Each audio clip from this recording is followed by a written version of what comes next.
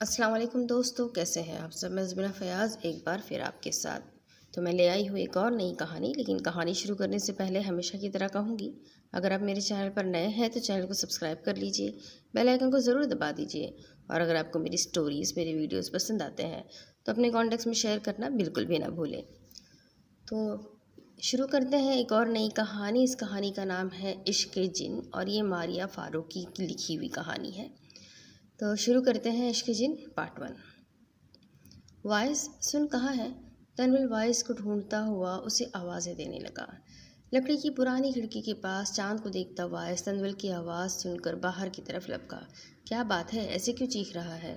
ہیکل بلا رہا ہے۔ تو اس نے بلانے کے لیے تجھے بھیج دیا؟ طلسماتی طاقت بھی تو استعمال کر سکتا تھا۔ سوال بعد میں کرنا میرے باپ، اب چل۔ سب کو اکٹھا کیا ہے اس نے جرگے میں، بہت غصے میں لگ رہا ہے۔ کیوں؟ ایسا بھی کیا ہو گیا؟ چل چلتے ہیں۔ دونوں نے ایک دوسرے کا ہاتھ پکڑ کر آنکھیں بند کی اور منہ میں منتر پڑھ کر جرگے کی طرف پہنچ گئے، جہاں ہیکل پتھر کی بنی چٹان پر بڑی آب و تاب سے بیٹھا ہوا تھا۔ آ جاؤ وائس، تمہارا ہی انتظار تھا۔ بہت ہو گیا۔ تم ہمیشہ بھول جاتے ہو کہ تم ایک جن ہو اور تمہاری کچھ حدود ہے۔ ان سب میں بہت مقبول ہونے کی وجہ سے میں نے تمہیں ہمیشہ بخش دیا، مگر اب نہیں، اب بہت ہو گیا۔ اب تمہیں قانون توڑنے کی سزا ملے گی، اور یہ سزا بہت بھیانک ہوگی تمہارے لیے، اور مجھے امید ہے کہ اس کے بعد تم آئندہ ایسی کوئی حرکت نہیں کرو گے۔ اور یہ سزا ہے کہ تم آج سے عام انسان کی طرح 41 دن گزارو گے، اور تم سے تمہاری تمام طلسماتی طاقتیں چھین لی جائے گی۔ اس کی سزا سن کر پورے جرگے میں خاموشی چھا گئی تھی۔ میں وہاں کیسے؟ ابھی اس نے کچھ بولنے کے لیے منہ ہی کھولا تھا کہ ہیکل نے ایک منتر پڑھ کر اسے انسانوں کی دنیا میں بھیج دیا۔ ایک عام سے انسان بن کر وہ انسانوں کے اندر کھڑا تھا، ادھر ادھر دیکھتا۔ وہ پیر سے پتھر کو آگے کو ٹھوکر مارتا ہوا آگے بڑھنے لگا۔ انسانوں کی اس گہما گہمی میں اس کا دل گھبرا رہا تھا، مگر وہ مجبور تھا۔ جینز کی جیب میں ہاتھ ڈالے ادھر ادھر پھرتے رہا۔ دوپہر کی اس دھوپ میں وہ انسانوں کی دنیا میں بھٹکتا ہوا آخرکار ایک میڈیکل اسٹور پر پہنچ گیا۔ اس آدمی کو اکیلا کام کرتا دیکھ اس کی اندر کی طاقت نے اسے جوش دیا، اور اس آدمی کے پاس وہ چلا گیا۔ کیا آپ کو ایک ملازم کی ضرورت ہے؟ بغیر تمہید باندھے وہ سیدھا مدعے پر آیا۔ ہاں ہے، مگر تمہیں کیسے پتا؟ وہ ادھیڑ عمر کا شخص سیدھا ہو کر اس کی طرف متوجہ ہوا۔ مجھے کام کی ضرورت ہے، مجھے کام پر رکھ لو۔ مگر میں کیسے رکھ لوں؟ تم دوائیوں کے بارے میں کچھ جانتے بھی ہو؟ ہاں جانتا ہوں، پوچھ لو جو پوچھنا ہے، وہ ادھر ادھر دیکھتے ہوئے بولا۔ اس کا ایسا رعب اور اعتماد دیکھ کر وہ آدمی اسے کام پہ رکھنے کے لیے آمادہ ہو گیا۔ ٹھیک ہے، مگر میں بہت زیادہ تنخواہ نہیں دے سکتا۔ مجھے تنخواہ نہیں چاہیے، بس رہنے کے لیے جگہ اور 2 وقت کا کھانا دے دیجیے گا۔ مگر میں تمہارے اس اسٹور میں رہ لوں گا۔ اور وہ اس شخص کی بات کاٹ کر بولا۔ وہ آدمی اب تشویش میں آ گیا تھا کہ اسے کیسے میری بات کا پہلے ہی علم ہو گیا ہے، مگر فائدے کا سودا تھا۔ وہ دیکھ کر چپ ہو گیا۔ نام کیا ہے تمہارا؟ سنابل، وہ 2 ٹوک لہجے میں بولا۔ اور تمہارا؟ اسلم۔ مگر چلو یہ ڈبے یہاں سے اٹھا کر وہاں اوپر رکھ دو، اور پھر دکان کی صفائی کرو۔ کہتا ہوا وہ اپنے کام میں لگ گیا۔ تبھی آہستہ آہستہ دکان میں گاہکوں کا رش بڑھنے لگا۔ وافر مقدار میں لوگوں کو دیکھ کر اس کا دم گھٹنے لگا۔ ان سے آتی خوشبو اسے الجھن محسوس ہو رہی تھی، مگر وہ مجبور تھا، اسے 41 دن ہر قیمت میں یہاں گزارنے تھے۔ آہستہ آہستہ وقت گزرتا گیا۔ ظہر کی اذان ہو چکی تھی۔ تبھی وہ آدمی بولا، میں نماز پڑھ کر آتا ہوں، تم اسٹور کا خیال رکھنا۔ ٹھیک ہے، مگر مجھے بھوک لگی ہے، مجھے کھانا منگوا دو۔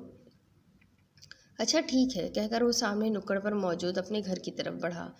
عفت بیگم، وہ دروازے کے اندر جاتے ہوئے زور سے بولا۔ مہرپوش کہاں ہیں؟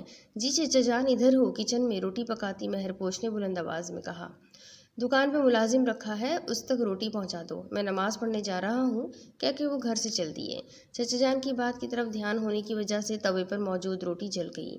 جلی روٹی کو دیکھ عفت بیگم نے اس کے منہ پر زوردار تماچے دے مارے۔ تیرے مرے باپ کی کمائی آتی ہے کیا؟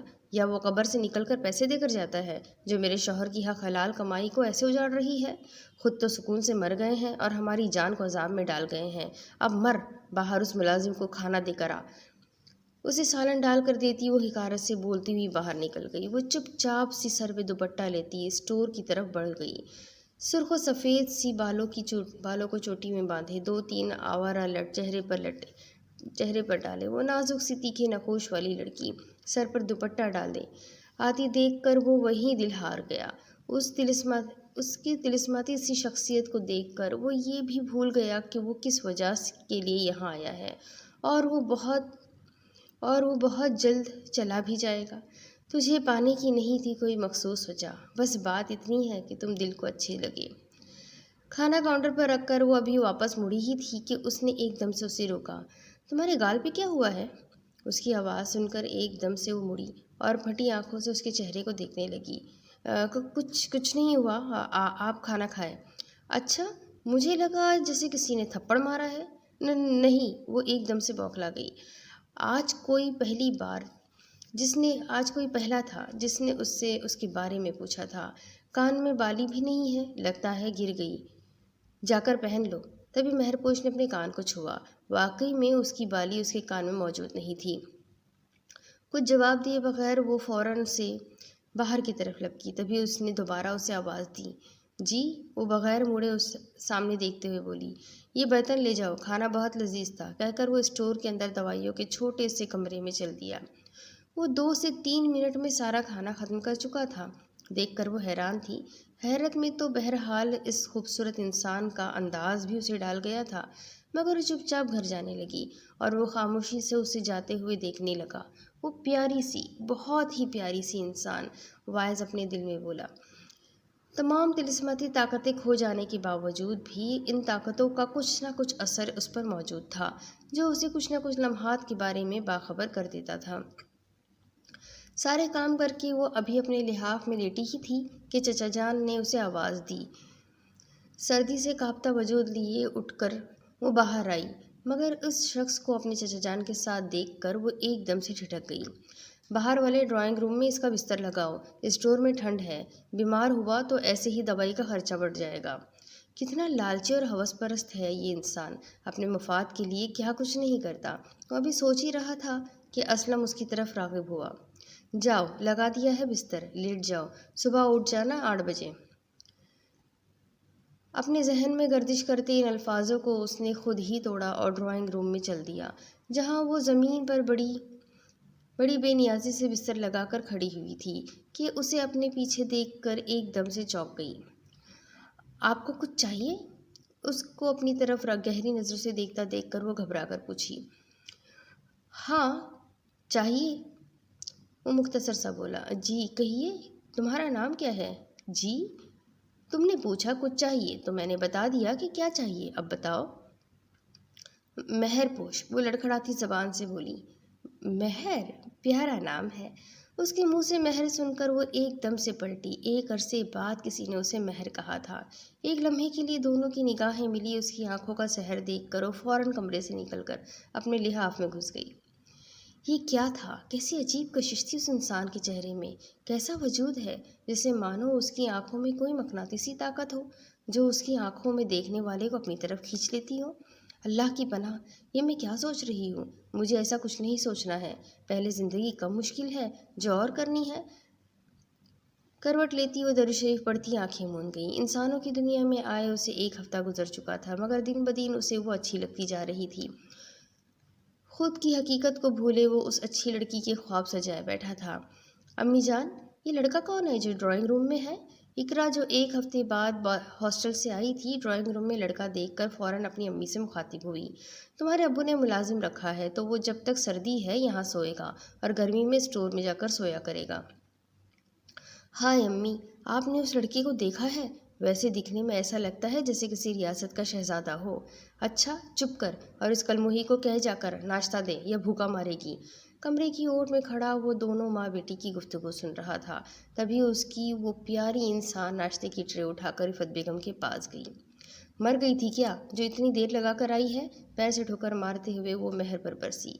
नहीं, वो उस स्टोर वाले लड़के के लिए भी तो नाश्ता बनाना था ना, इस वजह से देर हो गई। अच्छा जा मर, उसको खाना दे। अभी इफ़त बेगम की बात ख़त्म नहीं हुई थी कि उनकी छोटी बेटी इकरा ने फ़ौरन हुक्म किया। सुनो, नाश्ते के बाद मेरे कपड़े धो देना। वो अपने आंसू पीती वो दूसरी खाने की ट्रे लिए ड्राइंग रूम में پہنچی مگر کمرہ بالکل خالی تھا۔ ادھر ادھر نظر دوڑانے کے بعد وہ باہر بڑھی ہی تھی کہ اس نے پیچھے سے آواز دی، ناشتہ نہیں کرواؤ گی مہر؟ اس کی آواز پہ وہ فوراً پلٹی، مگر آپ تو تھے ہی نہیں، مگر اب یہاں کیسے؟ میں یہی تھا، وہ کونے میں بستر رکھ رہا تھا، تم نے مجھے دیکھا نہیں؟ اچھا یہ آپ کا ناشتہ، رکھ دو۔ یہ تم پہ اتنا ظلم کیوں کرتے ہیں اور تم اتنا برداشت کیوں کرتی ہو؟ سارا دن ان کا کام کرتی ہو اور پھر اتنے تانے اور طنز برداشت کرتی ہو کیوں؟ جب ماں باپ کا سایہ سر سے اٹھ جائے نا تو پھر ایسے ہی ہوتا ہے، وہ بے چارگی سے کہتی باہر کی طرف بڑھی۔ مجھ سے شادی کرو گی مہر؟ وہ بغیر لگائی بجھائی کے صاف انداز میں گویا ہوا۔ شادی؟ وہ ہکی بکی سے اس کی طرف دیکھنے لگی۔ دیکھو جتنے ظلم تم پہ ہوتے ہیں میں نے دیکھے ہیں، میں اتنا وعدہ کرتا ہوں کہ ایسے کچھ بھی نہیں ہونے دوں گا تمہارے ساتھ۔ اپنی مرضی کی سانس لو گی تم میرے ساتھ، یہ میرا وعدہ ہے۔ وہ پھٹی پھٹی آنکھوں سے اسے دیکھ رہی تھی مگر اس کی آنکھوں کا سحر اس کے دل کو دھڑکا گیا تھا۔ تبھی وہ بھاگ کر وہاں سے باہر کچن میں آ گئی اور وہ اسٹور چل دیا۔ یہ مجھے کیا ہو رہا ہے؟ کیا ہے اس کی آنکھوں میں؟ کیوں یہ مجھے اپنی طرف کھینچ رہا ہے؟ یا اللہ میرا ساتھ دے، کیوں میرے دل میں ایسے خدشات ڈال رہے ہیں؟ وہ اسٹور میں کھڑا کسی کو دوا دے رہا تھا، ایک دم سے اس کا جسم کانپنے لگا، گردن میں زور کا درد محسوس ہوا تو وہ اسٹور میں موجود ایک کمرے کی طرف چلا گیا۔ پسینے سے شرابور جسم پر ایک دم سے کپکپاہٹ جاری ہو گئی اور کچھ ہی منٹ میں وہ اپنی دنیا میں پہنچ گیا۔ ہیکل کے سامنے کھڑا وہ ہکا بکا تھا۔ ابھی 41 دن پورے تو نہیں ہوئے ہیں۔ ہاں مگر تم وہاں کیا کر رہے ہو؟ تم اچھے سے جانتے ہو۔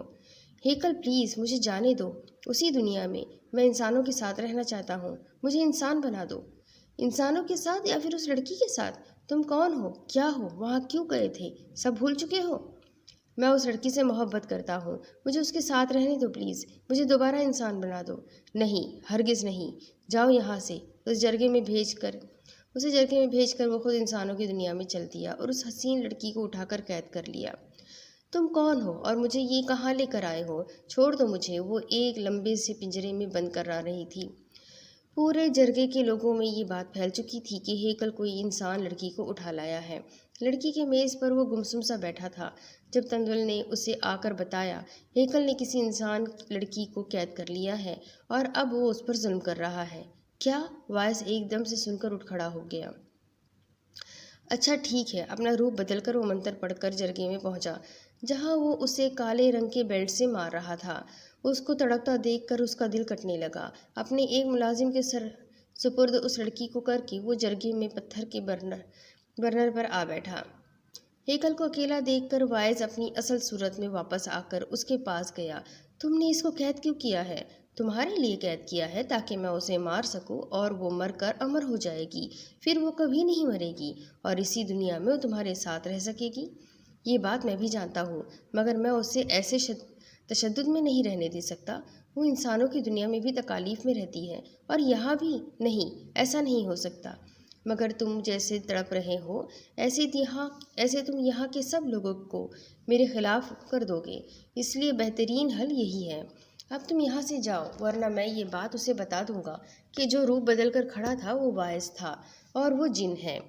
وہ آنکھیں بیچے بے یار و مددگار سا واپس آ گیا مگر دل تھا کہ اس کی تکلیف میں کانپ رہا تھا۔ درد اور تکلیف کو خود میں دباتے اس سے 3 دن گزر چکے تھے مگر روز اس کی حالت کو ابتر ہوتا دیکھ اسے چین نہیں آ رہا تھا۔ تبھی وہ کالی رات گھٹاؤں بھرے آسمان کو دیکھ کر اٹھ کھڑا ہوا اور ہیکل کے پاس پہنچ گیا۔ ہیکل مجھے بات کرنی ہے، کہو کیا کہنا ہے؟ تم اس لڑکی کو آزاد کر دو، میں اس سے شادی نہیں کرنا چاہتا، نہ ہی اس بات کا کوئی ذکر کروں گا۔ تم صحیح سلامت جہاں سے اسے اٹھا کر لائے ہو وہاں بالکل صحیح سلامت وہاں پہنچاؤ۔ ہاں اتر گیا محبت کا جنون، ٹھیک ہے تم جاؤ۔ جواب سن کر وہ چپ چاپ واپس آ گیا۔ لو لڑکی، تمہاری سزا ختم ہوئی۔ اس ادموئی لڑکی کا ہاتھ تھامے وہ اسے اس کے گھر کے باہر چھوڑ آیا۔ ادھر ادھر گھومتا وہ اس غار کے پاس پہنچ گیا جہاں ہیکل اکثر رات کے پچھلے پہر میں آیا کرتا تھا، جہاں سے بہت سے جنات بھی وہاں آتے تھے مگر وہ پہلی بار آیا تھا۔ غار میں ادھر ادھر دیکھتا وہ ایک کالے رنگ کے پتھر سے ٹکرایا۔ یہ کس نے رکھا یہاں پر؟ کہتا وہ اس کی طرف جھکا۔ मगर उसे देख कर झटका लगा। वो कोई पत्थर नहीं बल्कि एक भारी भरकम काली किताब थी, जैसे जिसे देखकर वो उसके सफ़हात पलटने लगा। तभी उसकी नज़र एक पन्ने पर पड़ी, जहाँ उस सफ़े को पढ़कर वो दिल से मुस्कुरा उठा। वो जीत गया था, उसकी मोहब्बत अब सरखुरू होने वाली थी। वो इधर उधर फिरता सुबह होने का इंतज़ार करने लगा। जैसे ही सूरज की पहली किरण नज़र आई, वो दौड़कर हेकल के पास गया और उसके पैरों में बैठ गया। हेकल, आप हम सब के सरदार हैं। आपने जो कहा मैंने वो किया, यहाँ तक मोहब्बत भी कुर्बान कर दी। मगर सिर्फ एक दिन के लिए मुझे इंसानों की दुनिया में जाने दो। मैं उसके बाद कभी भी नहीं कहूँगा। मुझे जाना है, प्लीज़, मैं हाथ जोड़ता हूँ। ठीक है, जाओ, मगर ये ताकतें यहीं छोड़कर जानी होगी। हाँ, बस एक ताकत के, वो ये कि मैं खुद वापस आ जाऊँगा। 24 घंटों में ये ताकत मुझ में रहने दो। अगर ना आया तो तुम अपनी ताकत से मुझे बुला लेना। ठीक है, जाओ। हेकल, अब मैं जहाँ जा रहा हूँ तुम मुझे वहाँ से कभी भी वापस नहीं ला सकते हो। अब मैं सिर्फ उसका बनकर रहूँगा। वो मेरी अच्छी इंसान और मैं उसका अच्छा इंसान बनूँगा, क्योंकि अब मैं जानता हूँ कि इंसानी वजूद में अगर मैं आबे हयात पी लूँ तो मैं फिर कभी जिन नहीं बन सकूँगा। चेहरे पर फातिहाना मुस्कुराहट सजाए वो आंखें बंद किए मंत्र पढ़कर इंसानों की उस दुनिया की गार में आ गया जहाँ आबे हयात बहता था। मुट्ठी भर कर उसने उस चश्मे से पानी पिया और एक लर्जिश के साथ तमाम कुव्वतें उसके जिस्म से रूपोश कर गई। गहरा सांस लेकर अब वो अपनी मंजिल की तरफ बढ़ गया। 2 घंटे सब्र करने के बाद वो उसके घर के बाहर पहुंचा, मगर मंजर देखकर वो हैरान रह गया। महल के इर्द गिर्द लोग जमा थे और वो अपनी चच्ची की मिन्नतों समाजत कर रही थी कि वो किसी शहर में गिरफ्तार थी। वो खुद कहीं भी नहीं गई थी। वो नहीं जानती वो कौन थे जो उसे ले गए और उसे मारा पीटा गया, मगर जिस्म पर एक भी निशान न होने की वजह से कोई उस पर यकीन नहीं कर रहा था। सब उससे बदकिरदार और बदचलन के नाम से पुकार रहे थे। हेकल, तुमने ठीक नहीं किया उसको कैद करके। तुम्हारी वजह से आज बात उसके किरदार पर आ गई है। तभी वो उस भीड़ में आगे बढ़ा, ज़मीन पर बैठी मेहरपोश को दोनों बाजुओं से पकड़कर खड़ा किया। सनाबिल, तुम कहाँ थे? असलम साहब सनाबिल को देखकर चौंक गए। जहाँ भी था, आपको कोई गर्ज नहीं होनी चाहिए। और तुम किनकी मिन्नतें और समाजतें कर रही हो? जिनके घर का सारा दिन 24 घंटे काम करती हो, मार सहती हो, जख्म सहती हो। ये क्या जाने तुम कौन सा हीरा हो। ये सिर्फ तुम्हें कोयला समझते हैं, वो कोयला जिसे आग में डालकर झोंक दिया जाता है। और ये सब तुम्हारी इज्जत नफ्स को तुम्हारी तजलील कर कर के कुचल रहे हैं, ताकि तुम बिन सांसों के वो पल गुजार लो जो तुम्हें इस दुनिया में गुजारने हैं। जिनके साथ सारी उम्र गुजार दी, 2 दिन घर से क्या गई उसके नज़दीक बदचलन हो गई। इतने अरसे में तुमने ऐसा कुछ किया है क्या? नहीं ना, मगर फिर भी ये लोग तुम पर एतबार नहीं करते, तुम्हारी इज्जत नहीं करते। जहाँ इज्जत नहीं है वहाँ रहने से बेहतर है इंसान जहर खाकर मर जाए। अगर इनमें रहना है तो कोई जहर खा लो, क्योंकि वो ज़्यादा बेहतरीन होगा। और क्या कह रहे थे आप? इस बच्चलन आवारा को कौन अपनाएगा? तो मैं अपनाऊंगा। मैं अभी निकाह करूंगा। आप निकाह ख्वाह को बुलाए। ये आप लोगों के लिए कलमुही है। आपके घर का नाम बदनाम कर चुकी है ना, तो ये कभी भी आपको आपके सामने नज़र नहीं आएगी। मैं आने ही नहीं दूंगा। आज मर जाएगी ये तजलील सहने वाली, दूसरों की खातिर अपनी खुशियाँ तबाह करने वाली महर। अब से ये सिर्फ सनाबिल की पाक दामन महरपोश होगी, जो सिर्फ अपने लिए जिएगी। है ना सनाबिल? सनाबिल ने है ना महर? सनाबिल ने उसकी आंखों में देखते हुए उससे इकरार तलब किया। अपनी आंखों को हल्का सा झुकाकर वो इकरार करती उसके बाजुओं में समेट गई। तो ये कहानी यहीं ख़त्म होती है। उम्मीद करती हूँ आप लोगों को ये इश्क की जिन ज़रूर पसंद आई होगी। एक जिन ने इंसान के इश्क में अपने आप को भी हमेशा के लिए इंसान बना दिया और हमेशा के लिए उसका हो गया। बहुत ही प्यारा सा इश्क था ये। तो उम्मीद करती हूँ आप सबको ये अच्छी लगी होगी। अगर अच्छी लगी है तो अपने कॉन्टैक्ट्स में शेयर करना बिल्कुल भी ना भूलें। साथ ही चैनल को सब्सक्राइब कर लीजिए, बेल आइकन को ज़रूर दबा दीजिए। अगली एक नई कहानी के साथ बहुत जल्द फिर मिलूँगी। तब तक के लिए अल्लाह हाफ़िज़।